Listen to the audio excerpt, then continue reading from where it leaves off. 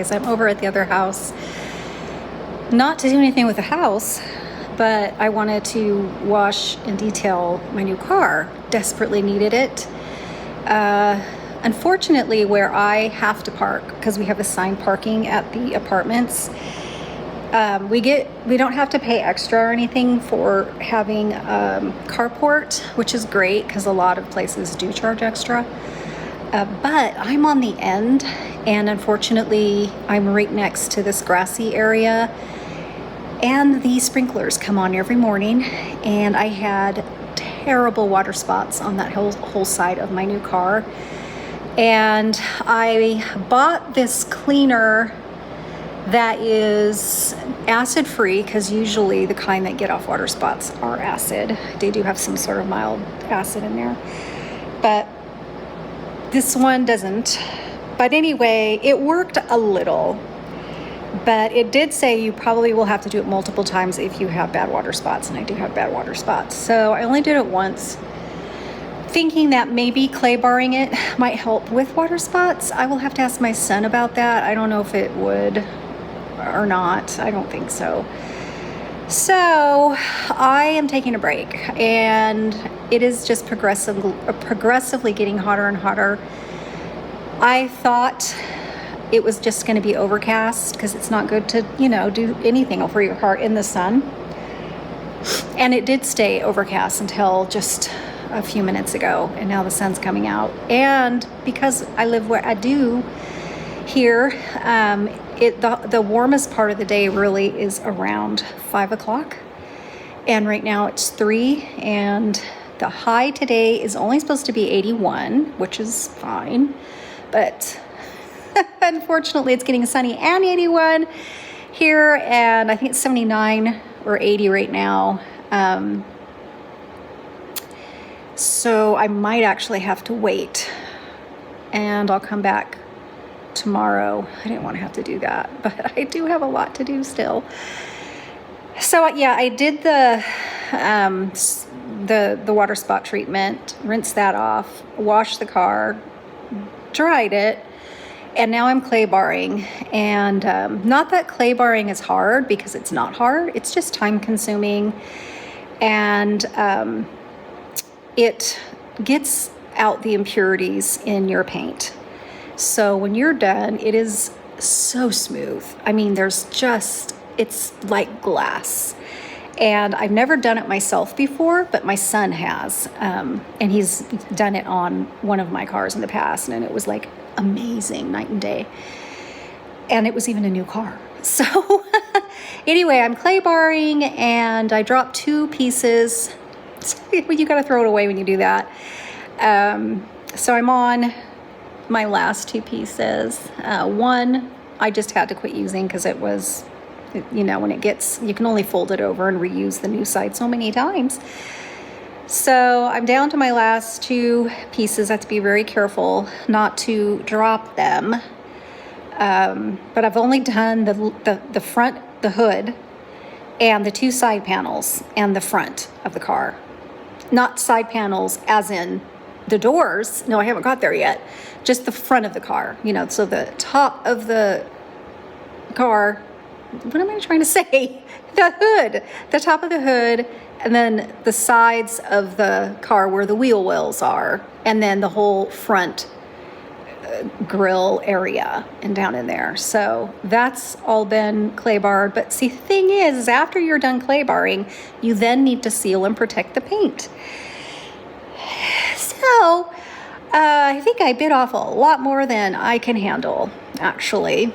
And the thing is if I break this up into 2 days, then I pretty much have to sort of like rewash the car again, dry it, and then, go in with it again. So I'm sitting here because I could tell I needed to take a break. And as you can see, my face and stuff is red, and I needed some water. It's an all-day thing. It is an all-day thing. What time did I get over here? I got over here much later than I should have. Probably like, what time? Maybe 12:30? Maybe something like 12:30. And like I said, it's about 3 something right now. So I don't know if I should just hang out here until it sort of cools down, but like I said, it would probably be around 7, and then it starts getting dark around 9. I was hoping it was just going to stay overcast. Anyway, I don't know yet. I'm going to see how I feel, because I wanted to get through this whole process. And the thing is the you know, the final bit that you do to protect the clay bar treatment is another, you know, lengthy procedure, because there's a lot of buffing involved just with a microfiber. But still, you really have to buff it or it will leave a residue. So that actually is more time consuming than clay barring, because when you buff out the whole clay bar thing, it's really easy to get that buffed out. Whereas the last treatment is definitely not. And so, okay guys, I am going to show you the car when I'm done. I also was hoping to get to the inside. I mean, the inside's not dirty, but I mean, I wanted to detail the inside. I don't think that's it. So there's this viral product that's going around, and I wanted to try it. And the first time I ordered, no, I ordered the one I wanted, but then I wanted to try the bronzing one. Now, it's not a self tanner, meaning it's not going to get darker. It's not a self tanner. It's a body foundation that is a bronze. And everybody was saying, oh my God, you're going to try this. You'll never do a, you know, self tanner again. And it doesn't really come off until you wash it off. It's not supposed to transfer, although I did have transfer. But I ended up, oh God, it is not for me, you guys. I am way too fair for that. Not to mention it's very dry, so it went on, because there's this big like brush, like body soft, I love it. But it just would dry off, and I just was having a heck of a time. So yes, I do have it on, you know, like on my chest and all of this. Now, I didn't put any on my arms. I put the other one that I had on, which to me is just enough tint for my fair skin to work fine. So I had it on like, oh my God, like I could not spread it. It was horrible. And so then I put the other one over the top of it, because it's a little different formula. It's a little creamier still, you know, but that helped a little. And then I looked at my legs. Maybe it'll be okay for my legs, you know? And so I added a little more, so maybe I could spread it around. Oh my God, it is so orange. The product is Westmore Beauty, I think. And again, I tried the other formulation, which comes in the purple tube, and I tried the bronzing one, and no. I mean, I'm wearing my capri sweatpants, and so you can see my calves and stuff, and oh my God, it was, and I even put some of the other to mute it down, which it did mute it down, and it helped to blend it out a little better, but it is a mess. It is a mess. The only thing I'm doing today is I'm gonna have a long day. I'm going back to the other house, and my husband has a list of things that he needs me to grab. I'm gonna head up north. It's about an hour away, and drop that stuff off for him. So that's really the only thing I have on my docket today. Anyway, I had to tell you that because it is kind of funny. I'm gonna have to show you what my legs look like. I will try to remember to take pictures or a little video and insert it in here.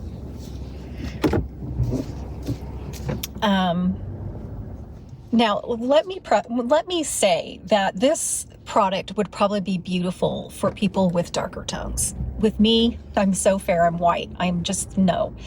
But it reminded me of the color that I would get with the old tanners, self-tanners, which is why I didn't try any for years.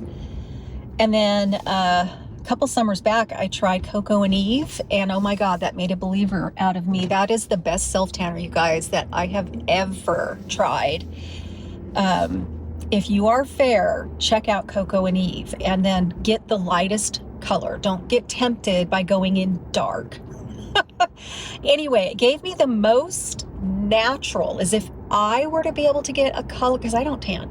If I were to tan, I feel like that's the color I would be. And it was beautiful, and it can be buildable. Anyway, I've been needing to talk about that product because it was such a night and day experience for me, because I hadn't tried any for years because of how bad they were back in the day. So yeah, check out Coco and Eve if you really are interested in trying again, if you're like me and it's been decades maybe since you've tried a self-tanner. That one is worth your time and money, I feel, if you're really fair and you struggle with that natural tan look over your white legs. So yeah.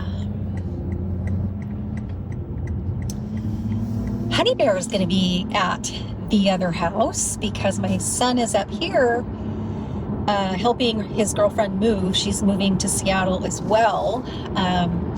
So he's helping her do that.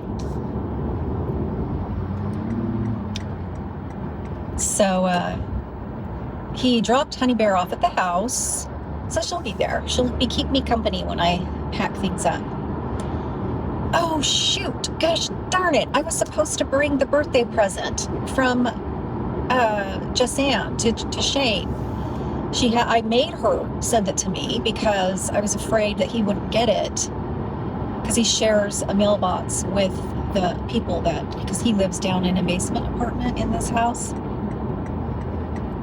God darn it, and I forgot it. Shoot. I can't believe I forgot it. I should have stuck it in my purse.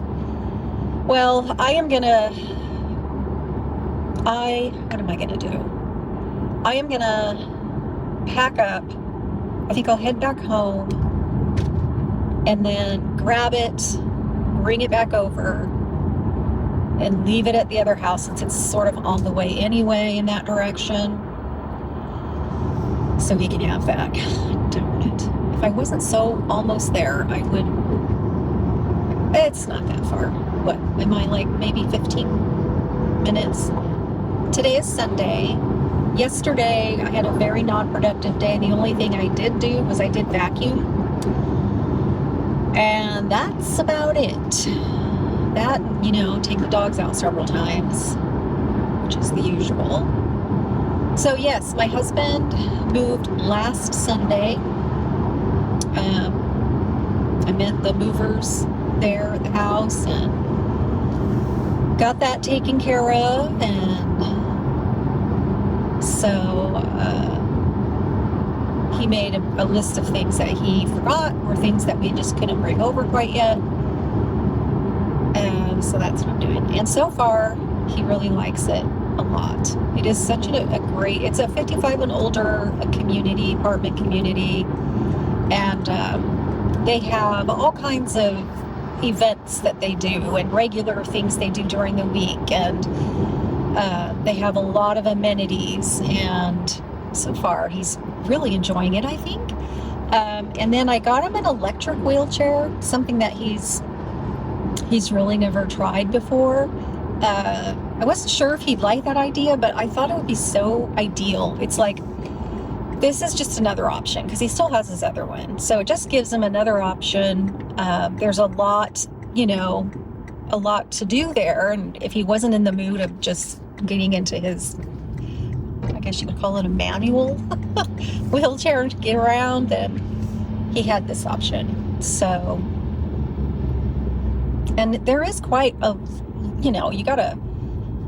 things are, I wouldn't say they're spread out, but I guess it depends on what you want to do.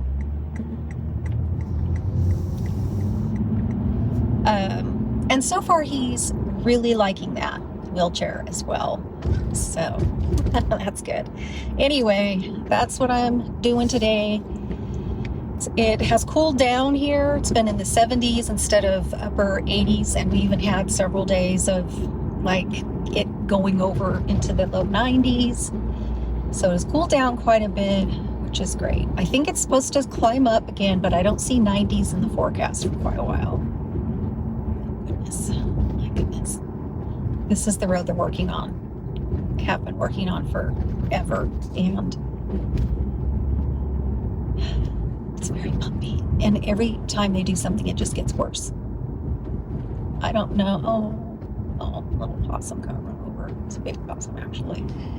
Okay. I'm going to let you go. Really nothing else to conversate about. So I'll talk to you guys later. All right. Heading over to the other house. I'm going to meet my oldest daughter, her husband, and our little grandson, our only little grandson. He's 8 months old. Gonna give him a ride to the airport and save them on parking fees because they're going to Turkey, which is where Ibrahim, her husband's from. And they're going to be there for a couple weeks. So they're going to park. We're going to take their car. Now I'm going to drive it back and then leave it at our house so they don't have to pay those fees to leave it parked at the airport. I'm about probably, depending on traffic, an hour and a half from the airport. So it's really not that bad.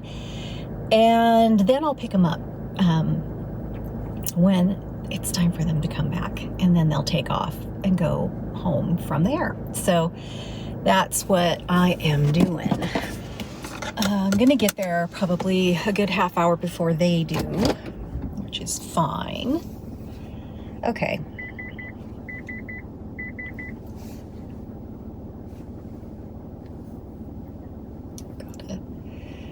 Got a little hair that's okay. It's threatening rain, and I'm not bringing a jacket or anything. It's supposed to be in the low 70s today. It's not supposed to rain today, but it will later on next week. Today is Sunday, so it does look like it's going to rain, though.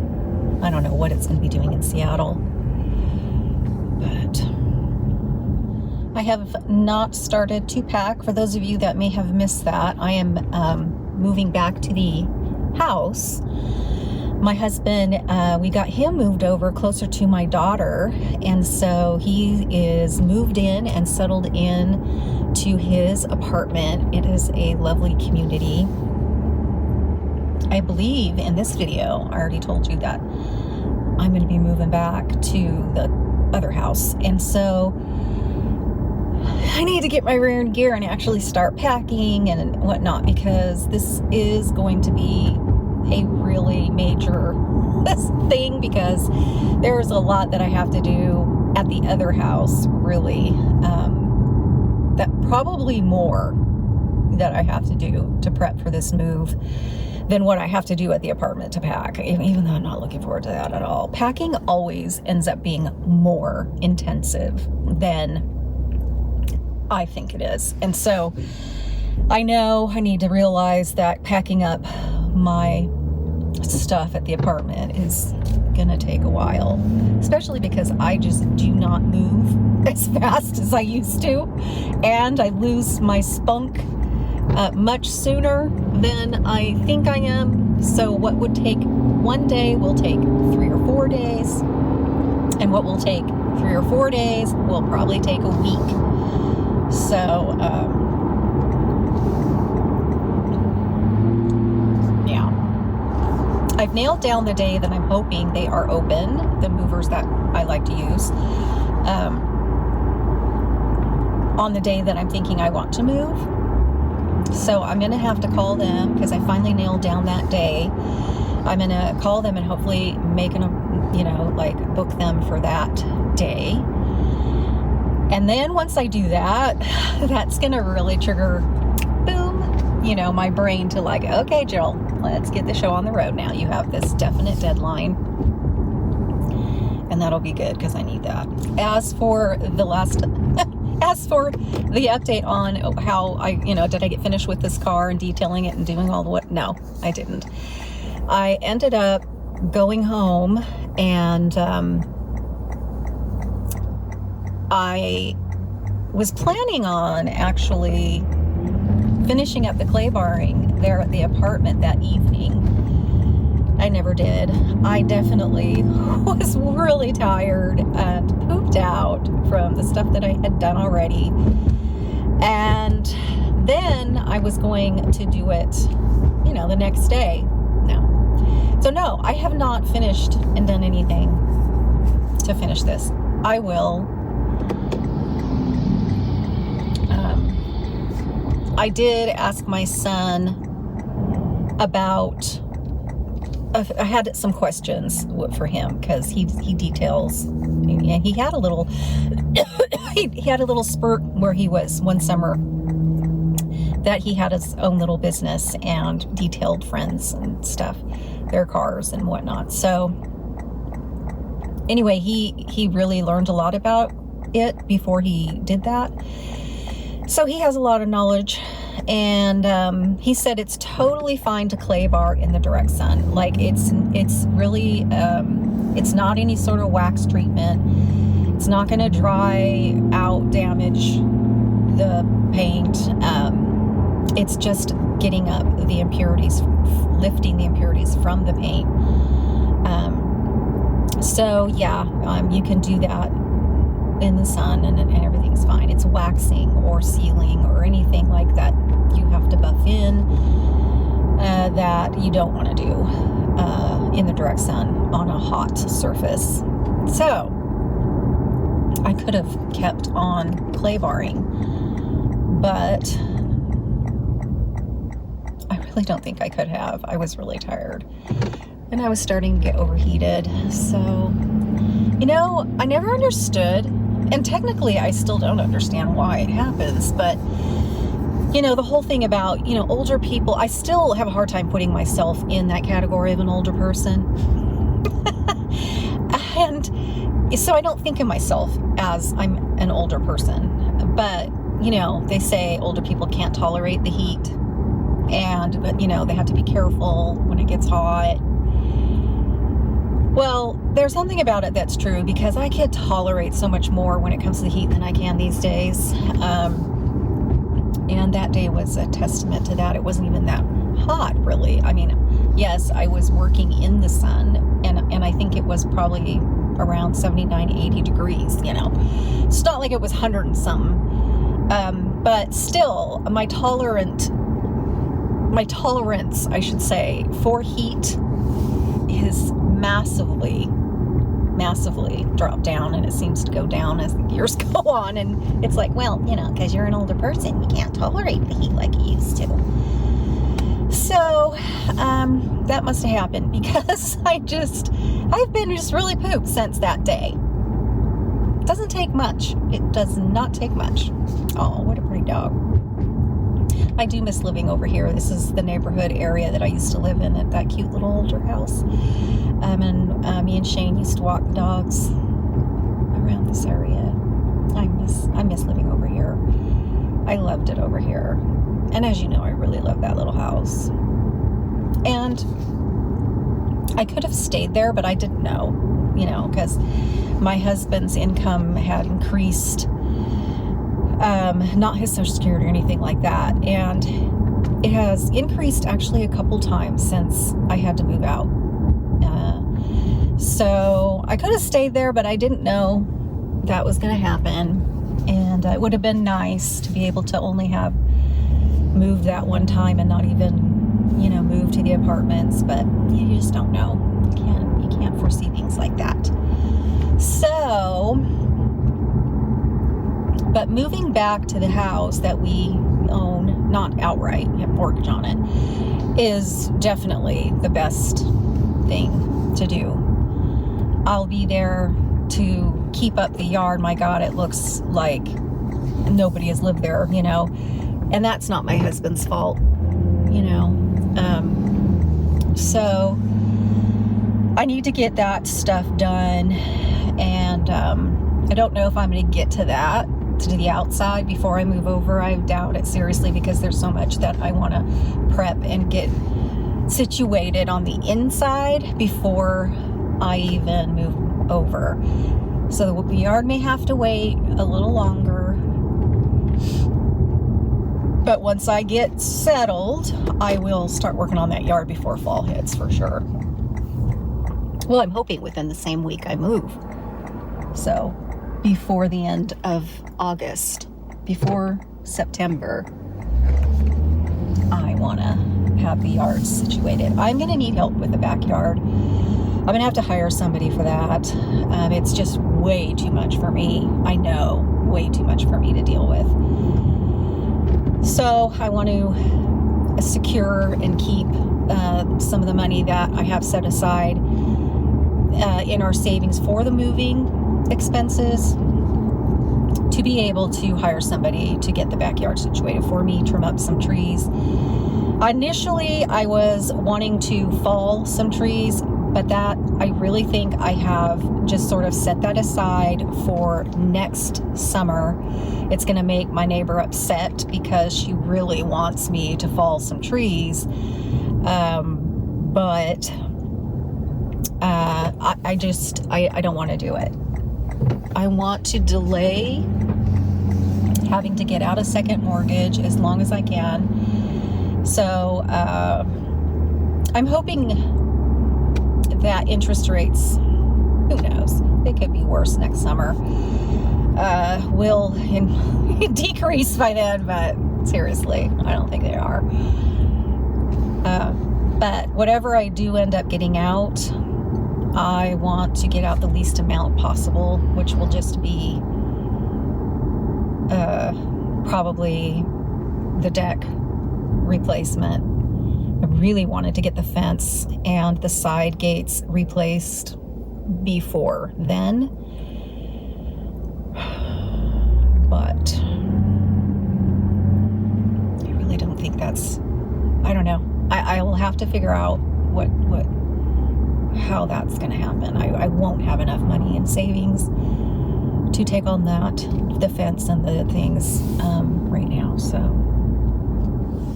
all right, you guys, I am gonna connect with you one more time before this here vlog is completed. And in the meantime, I am gonna go in, and I can't wait to see my grandson, and I can't wait to see, of course, my daughter and son-in-law too, but not gonna lie, I'm very excited to see my grandson. So I will connect with you guys in a little bit. I have been wanting to do some sort of hobby that's inexpensive, that's just monotonous, to engage my brain so I can just shut my brain off because it just goes and goes and goes. I found this. It's called crystal painting, I think. It's really super inexpensive. This particular one was only, what was it, like under $10, and you get everything. You get all your crystals and all your little tools and stuff, but I'll show you what it is. So here's the canvas for it. It's basically, if you think of it as cross stitching. As a matter of fact, you can totally copy this before you start putting your beads down, because all of the colors correspond with floss, with cross stitching floss or whatever. So it's the same concept, except for you get these different little faceted beads, like crystal little beads, and one side is flat, and then you start up, and they really do sparkle, so I can't wait to see what this is going to look like. And so you correspond them with the letters. The canvas is very, very sticky, so you always have to keep this layer on and just kind of gently lift it while you work in your corner, wherever you're working. And yeah, it's just really monotonous. It does play with my eyes. I have astigmatism. I have like my ring light out here, but it's really, I don't know.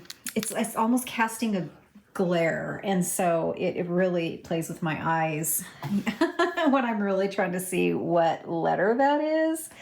But this is the little device, and the very first thing you do is you load the tip with a little bit of the wax, which is right here. So you take off the plastic on top of here, because eventually you need to do it more than once. And then it loads it in there, And then you put your little beads in here, and if you shake it, for the most part, they will sort of right themselves because you want to put the flat side down against the sticky stuff on the canvas. So you just touch it. You don't have to press hard at all. And then sorry, I'm shaking. And then you put it down on the corresponding letter. All the W's are black.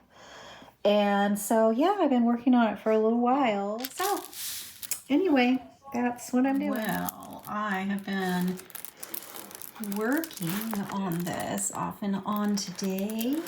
And I know it's hard because the plastic, is on there. But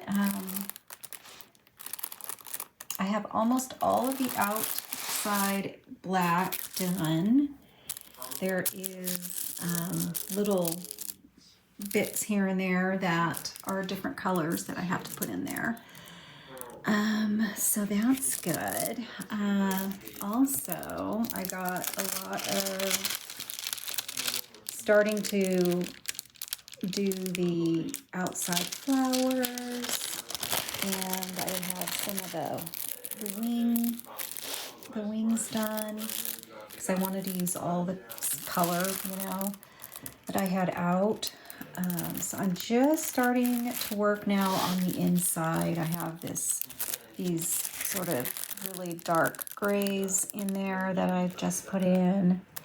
So I'm gonna start working on the inside and just use the color up, because I was avoiding this whole area pretty much until I got to these colors, until I finished the outside. But now I'm gonna start doing it.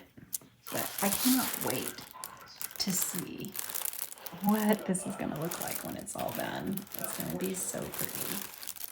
So I got this backlit.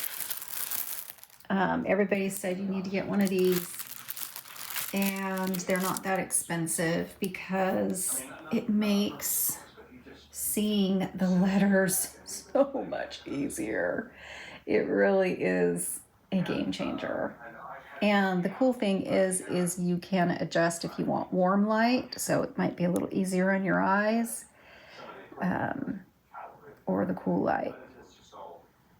So also it has different brightness settings. I think there are 6 settings depending on how bright you want it. So yeah, this also has where you can tilt it, but it's not built in the back to where you can tilt it this direction. It's only if you want it horizontal, and this is vertical. But to be honest, I really think it would be very difficult to do this any other way but just flat on the table. So this works fine. This is actually like a magnet to hold, because it's also for sketching and tracing and all of that. So if you wanted to use it, it would hold your paper. But honestly, I move this around constantly, so I don't really use that really. But yeah, they weren't kidding. This is like so nice to have that.